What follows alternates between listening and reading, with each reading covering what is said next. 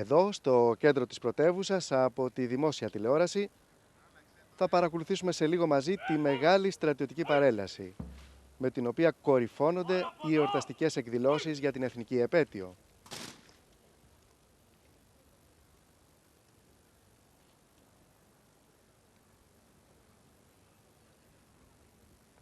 Και τώρα η στιγμή που ο πρόεδρος της Δημοκρατίας, Κάρολος Παπούγιας, θα αποτίσει εκ μέρους όλων των Ελλήνων τον ελάχιστο φόρο τιμής και ευγνωμοσύνης του έθνους στους ήρωες της Επαναστάσεως του 1821.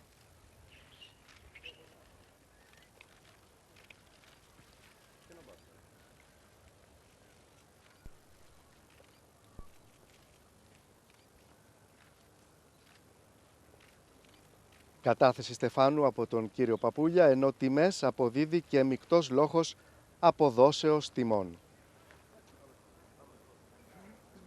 Εν συνεχεία και σύμφωνα με το τελετουργικό, θα τηρηθεί και 1 λεπτού σιγή.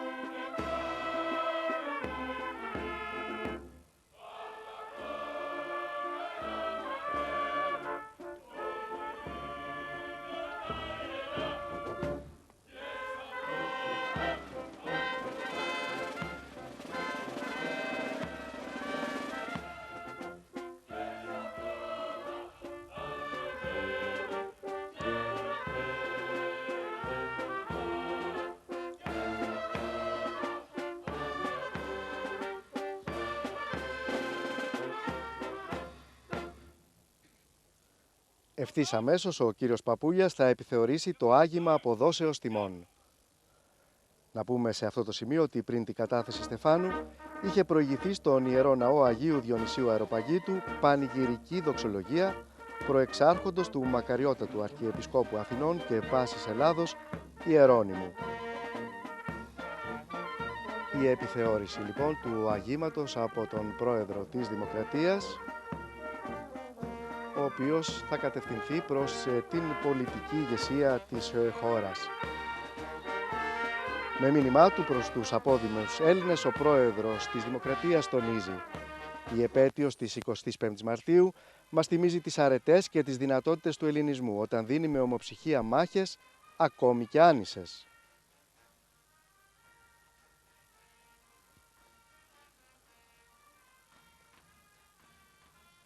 Και αμέσως μετά ο κύριος Παπούγιας θα χαιρετήσει την ηγεσία των ενόπλων δυνάμεων και των σωμάτων ασφαλείας.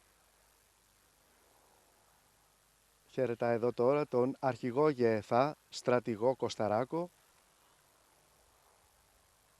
Στο μήνυμά του ο πρόεδρος της Δημοκρατίας σημειώνει: διατηρούμε ζωντανή την ιστορική μνήμη για να αποφύγουμε τα ίδια λάθη. Και γνωρίζουμε ότι πίσω από τις μεγάλες εθνικές αποτυχίες υπήρχε η διχόνοια. Πίσω από τις μεγάλες επιτυχίες υπήρχε η ενότητα. Και τώρα ο κύριος Παπούγιας θα πάρει την θέση του στην ειδική εξέδρα. Ενώπιον του θα γίνει μεγάλη στρατιωτική παρέλαση.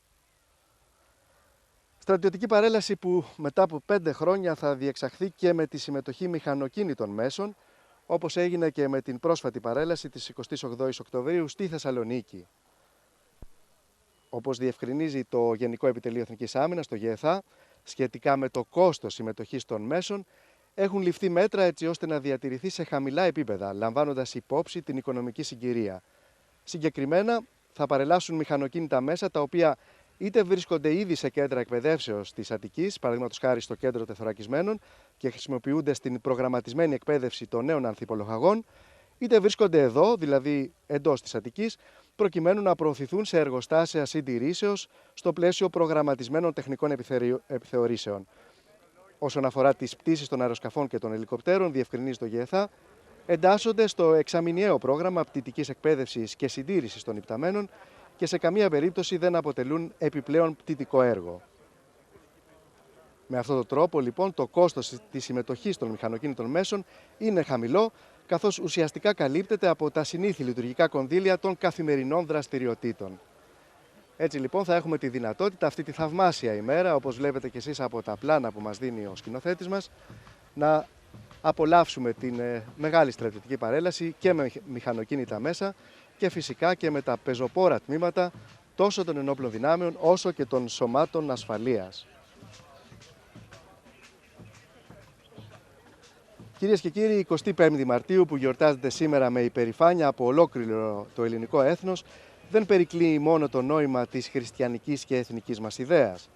Είναι ένα ιστορικό ορόσημο από το οποίο ολόκληρη η ανθρωπότητα μαθαίνει από μια μικρή χώρα, την Ελλάδα μας, το μεγαλείο των αγώνων και θυσιών. Όχι για μόνη τη ζωή, αλλά και για την ποιότητα της ζωής μας. Η Επανάσταση του 1821 αποτελεί το πιο σημαντικό γεγονός της νεότερης ιστορίας μας, καθώς συνιστά ουσιαστικά την απαρχή του νεοελληνισμού, καθώς διασταυρώνεται με το τέλος του Βυζαντίου και φυσικά με το τέλος της τουρκοκρατίας. Έχουμε μια πολύ όμορφη πατρίδα. Για αυτήν την πατρίδα ο Κωστής Παλαμάς στιχουργικά έχει γράψει «Και ήταν μια χώρα σε μια ραχούλα απλωμένη. Ρώτησα, εδώ πεθαίνει?» Κι άκουσα, δεν πεθαίνει. Η Ελλάδα λοιπόν ποτέ δεν πεθαίνει, γιατί όταν εκείνη κινδυνεύει, τα παιδιά της είναι έτοιμα να θυσιαστούν για τη σωτηρία της. Στις κορφές και τις πεδιάδες, στις πλαγιές και στις χαράδρες, στα χωριά και στις πόλεις, σε ολόκληρη την Ελλάδα, στις 25 Μαρτίου, όλοι οι Έλληνες έδωσαν έναν όρκο: ελευθερία ή θάνατος. Ας θυμηθούμε λοιπόν σήμερα τις αμέτρητες θυσίες της γενιάς του 21 και ας αισθανθούμε και εμείς την ανάγκη να αγωνιστούμε ενωμένοι για να διατηρήσουμε αυτά τα ιδεώδη, την ελευθερία και τη δημοκρατία.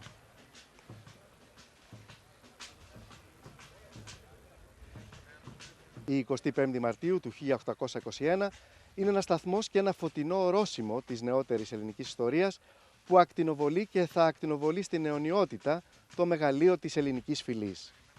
Την ημέρα αυτή η αρετή και η ανδρεία των Ελλήνων έλαμψε στο διεθνή ορίζοντα σαν αιώνιο μετέωρο και ξαναθύμισε στον κόσμο ολόκληρο αρχαία τρόπαια ομηρικών θριάμβων.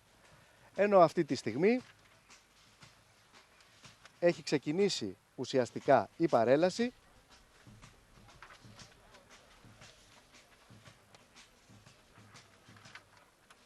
βλέπουμε τον υποστράτηγο Χρήστο Καριώτη με το επιτελείο του, ο οποίος έχει και το γενικό πρόσταγμα της παρέλασης, στις ιδέες του ευρωπαϊκού διαφωτισμού που είχαν σημαντική επίδραση στον υπόδουλο ελληνικό κόσμο. Κορυφαία μορφή του ελληνικού διαφωτισμού υπήρξε ο Αδαμάντιος Κοραής, που είχε προβλέψει την αναγέννηση του γένους. Όταν τα φώτα λάμψουσιν, η δουλεία πρέπει εξ ανάγκης να πάυσει. Η σπίθα της Επανάστασης δεν θα αργούσε πλέον να ανάψει. Καταλυτικό ρόλο έπαιξε και η πατριωτική δράση του λόγιου Ρίγα Φεραίου, κυρίως στο εξωτερικό. Αν και θανατώθηκε στις φυλακές του Βελιγραδίου από τους Τούρκους, πρόφτασε να ρίξει το σπόρο του επαναστατικού πνεύματος με το δύστιχο «Καλύτερα μιας ώρας ελεύθερη ζωή παρά 40 χρόνια σκλαβιά και φυλακή». Βλέπουμε λοιπόν τον υποστράτηγο Χρήστο Καριώτη να λαμβάνει τη θέση του και ουσιαστικά από εδώ και πέρα έχουμε την έναρξη της μεγάλης στρατιωτικής παρέλασης εδώ στην Αθήνα.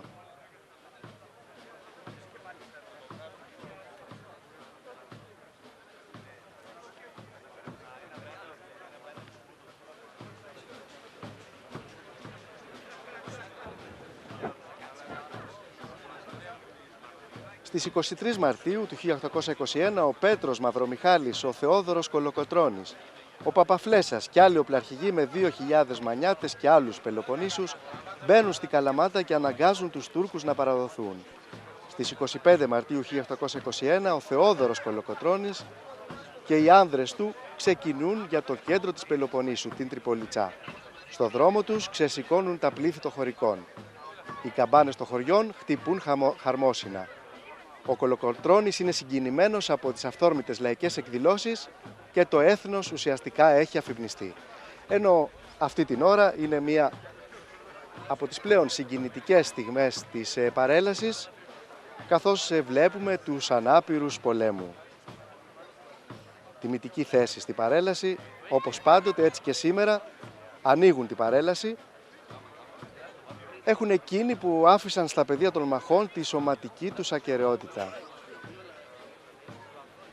Εδώ οι ανάπηροι πολέμου που περνούν από μπροστά μας, πρώτη τώρα μπροστά μας, αιώνια είναι η τιμή και ο σεβασμός του λαού μας προς αυτούς για το μεγαλείο της θυσίας τους. Λαός που ξέρει να τιμάει τους ήρωές του, λαός που αγωνίζεται χωρίς να υπολογίζει τις θυσίες για τις ανθρώπινες αξίες, δείχνει τρανά και ολοφάνερα ότι είναι δυνατός και γεμάτος από ψυχικό μεγαλείο. Φυσικά κερδίζουν το χειροκρότημα του κόσμου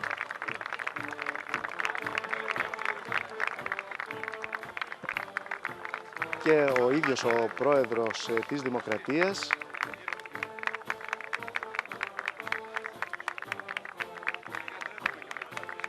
είναι έτοιμος να υποκληθεί πράγματι στους ανάπηρους πολέμου. Τούτη τη στιγμή εκφράζει όλους μας, είναι ένα ελάχιστο δείγμα τιμής και ευγνωμοσύνης προς αυτούς τους ανθρώπους και ακόμα η αναπηρική τους καρέκλα γίνεται σύμβολο και υπόδειγμα για τους νέους να μιμηθούν τους αγώνες τους αν χρειαστεί, χωρίς να υπολογίζουν τις θυσίες.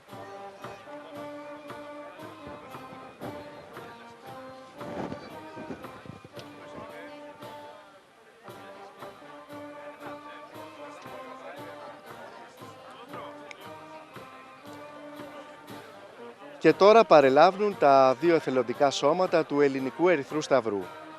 Ο Ελληνικός Ερυθρός Σταυρός βρίσκεται παντού στην ανάγκη για την προστασία της ανθρώπινης ζωής και αξιοπρέπειας.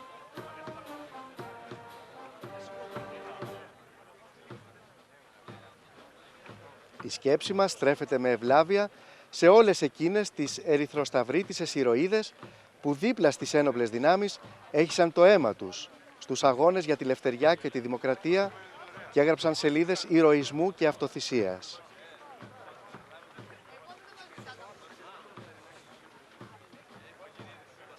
Οι σημερινοί εθελοντές εθελόντριες νοσηλευτικής, σαμαριτών διασωστών ναυαγοσωστών και κοινωνικής πρόνοιας, γνήσιοι συνεχιστές εκείνων, βρίσκονται πάντα κοντά στο συνάνθρωπο σε κάθε δύσκολη στιγμή, υπηρετώντας με αφοσίωση τα ανθρωπιστικά ιδεώδη και τις αξίες του ερυθροσταυρικού κινήματος, ανεξάρτητα από φιλετικές, θρησκευτικές ή ιδεολογικές διαφορές.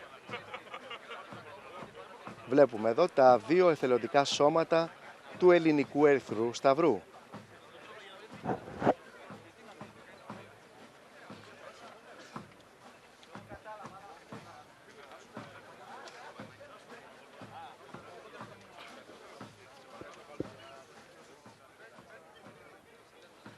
Διπλή γιορτή σήμερα, φίλες και φίλοι, καθώς ταυτόχρονα με την εθνική επέτειο γιορτάζουμε και τον Ευαγγελισμό της Θεοτόκου. Γιορτάζουμε δηλαδή τη χαρμόσυνη είδηση για τον χριστιανισμό της γέννησης του Ιησού Χριστού που δόθηκε από τον Αρχάγγελο Γαβριήλ προς την Παναγία.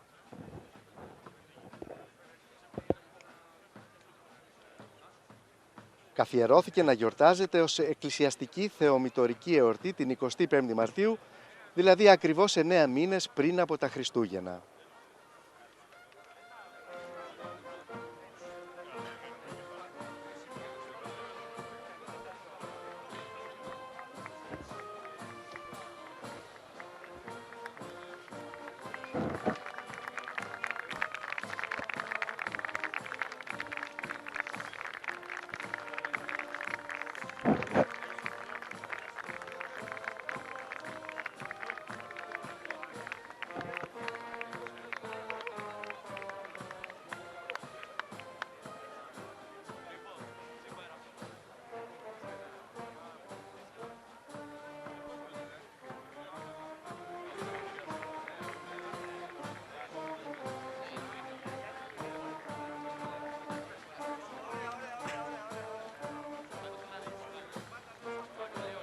Και βλέπουμε τώρα το σώμα των εθελοντών ναυαγοσωστών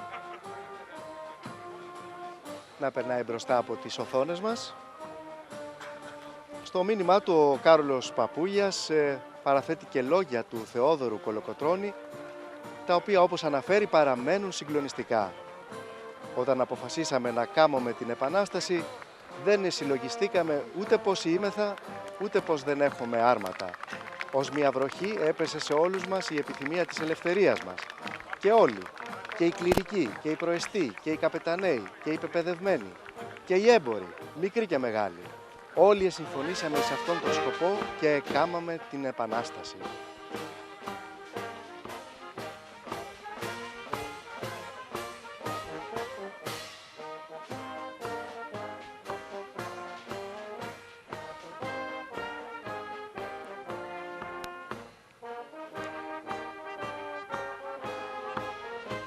Μια πολύ όμορφη μέρα σήμερα, ιδανική για την παρακολούθηση της παρέλασης.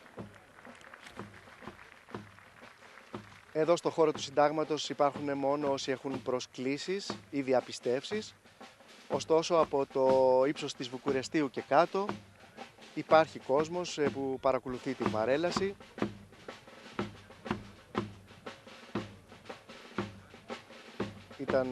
Είναι αρκετά αυστηρά τα μέτρα ασφαλείας.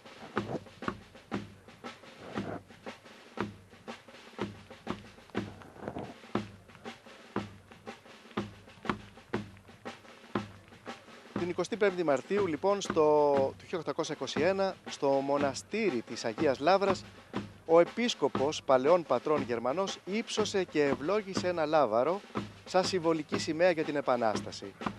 Στο λάβαρο που παρίστανε την κοίμηση της Θεοτόκου αναγραφόταν το σύνθημα «Ελευθερία ή θάνατος».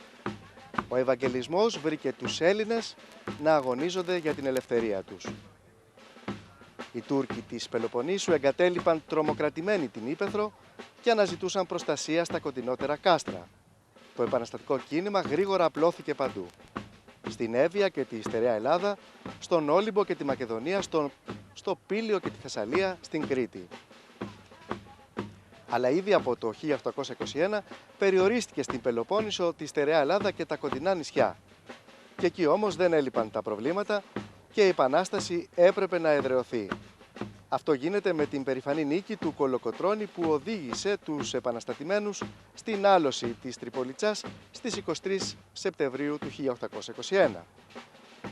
Το μεγάλο πλεονέκτημα της εκπόρθησης της Τρίπολης είναι ότι από τα Λάφυρα για πρώτη φορά οι Έλληνες απέκτησαν πολεμικό υλικό. Μέχρι τότε μάχονταν μόνο με δρεπάνια, σουγιάδες και σουβιά. Πολύ όμορφα πλάνα από τον σκηνοθέτη μας Πάρη Ποντίκα. Βλέπετε τον ιερό βράχο της Ακρόπολης με έναν έθριο αττικό ουρανό. Εκπληκτική μέρα, εκπληκτική εικόνα της Αθήνας σήμερα.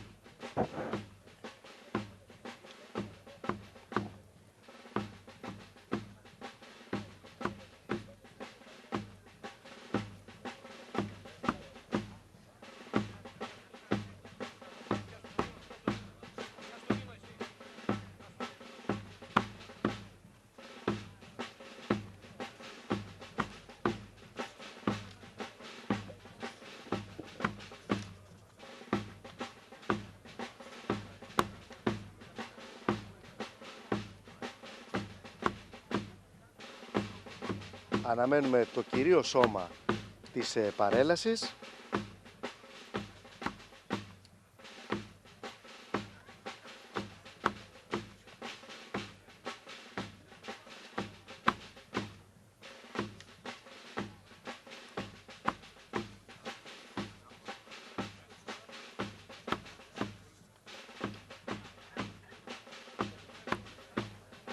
Και πράγματι ξεκινάει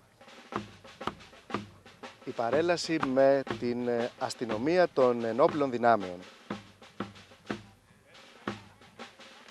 Η αστυνομία ενόπλων δυνάμεων είναι νεοσύστατη διακλαδική υπηρεσία του Γενικού Επιτελείου Εθνικής Άμυνας και συμμετέχει για πρώτη φορά στη στρατιωτική παρέλαση. σε άψογους σχηματισμούς με τις μοτοσικλέτες και τα τζιπ.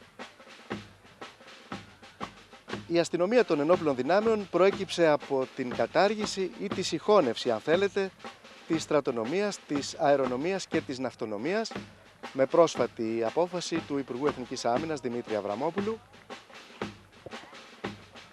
Αποτελεί πλέον επίλεκτο τμήμα των ενόπλων δυνάμεων. Έχει αποστολή την ασφάλεια, τη διατήρηση της τάξης, της πειθαρχίας και την εκτέλεση ειδικών αποστολών εγγύης προστασίας.